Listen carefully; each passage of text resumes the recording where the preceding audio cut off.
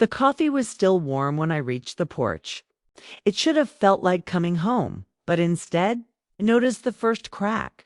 My key didn't fit. I tried once, twice, metal scraped against metal. But the lock didn't budge. Then the door opened and there was Pearl. She smiled. The kind of smile you practice in the mirror before delivering bad news. We think it's best if we use the whole space for our family, she said.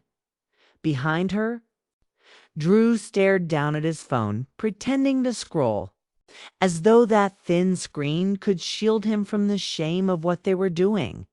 For a moment, I just stood there gripping the railing. Folder of floor plans still under my arm, the same plans I'd carried through inspections. Bank meetings, endless decisions. Plans for 3 levels, 3 generations. My voice had been proud when I first described it. Our forever home. Now Pearl's voice was calm, almost rehearsed. There's a motel just outside town. We booked you a few nights. You'll be more comfortable there. I looked at Drew, searching his face for a flicker of protest. None came. Only silence as heavy as betrayal. I didn't fight. I didn't plead. I let the key fall useless in my hand, turned and walked back down the steps, past the flower beds I had paid to plant. The coffee was still warm when I reached my car, but the warmth felt cruel. Like a reminder of how fast something cherished could sour. The motel smelled of bleach and borrowed time. I sat on the scratchy bedspread and listened to the buzzing fluorescent light. Hours stretched into silence. And silence became memory. Every yes I had ever spoken rose up in that silence. Yes to one more story at bedtime. Yes to new cleats when money was thin. Yes to tutoring when grades dipped. Yes to college far away, even though it meant I'd be alone. Yes to Pearl. Yes to their wedding. Yes to their IVF treatments. Yes to wiring my retirement away to buy the house because I thought it meant belonging again. And here I was, a motel key in hand, disposable dot, but not powerless because they hadn't read the papers carefully. They hadn't noticed the clause I insisted on years earlier, tucked neatly into the deed. Future interest retained by grantor upon conditions unmet. It sounded like nothing to them. They signed without question. But to me, it meant something profound. The house was still mine. Evelyn reminded me of that when I slid the folder across the diner table. She was sharp as ever in her blazer, retirement having softened nothing. She read slowly, then looked up at me with raised brows. "You still own the house?" "Every inch." I nodded, though I didn't smile. The power didn't feel like victory, it felt like gravity.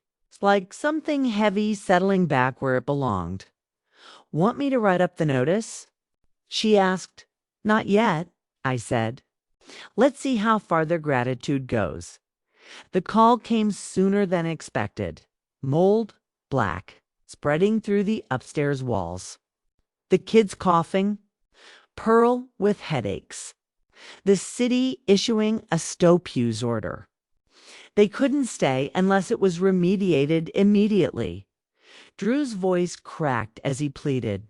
"Mom, the inspector says we need the owner's authorization.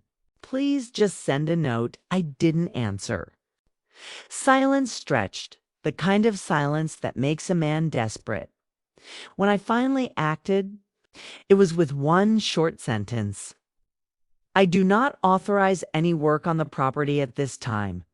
The locks they changed weren't the only locks. Now they were locked out, and I held the key. The eviction was clean, cold. 7 days. By the 8th, the house was empty. The keys sat in the mailbox, sealed in an envelope, no note attached. I walked through slowly, room by room. Stale air. Mold still lingering. but it was quiet. Honest, I didn't rebuild the whole house. I only took back what I needed. A ground floor for myself. A studio upstairs where light pooled through the windows. Shelves, tables, brushes, and paint. I opened the doors not to family who had shut me out, but to women who carried their own stories. Free weekly art classes. No experience required, and they came. Retired teachers, widows, women abandoned by children they'd given everything to.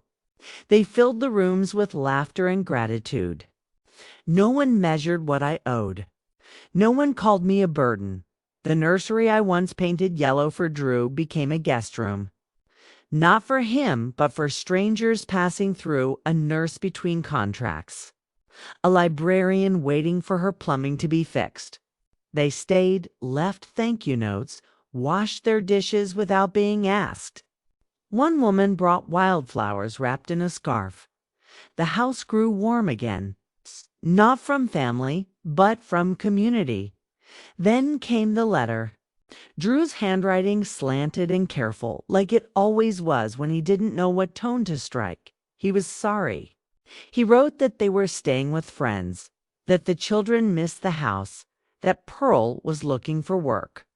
He didn't say he regretted what they've done, only that he understood now. I read it twice, folded it neatly, and slid it into a drawer beneath the coffee filters. Not to keep, to bury. Later, I painted a plaque for my studio. No entry without gratitude. That night, brewed a cup of coffee and sat on the back deck. The ocean stretched wide before me, waves moving steady and patient, as if reminding me that survival is motion. They had changed the locks. They had closed the doors. They had shut me out, but I still had the deed, the title, the key dot, and this time, I wasn't asking for permission to belong.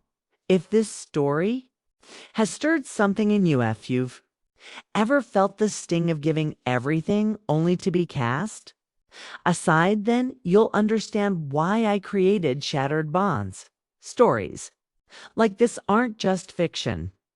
They're mirrors.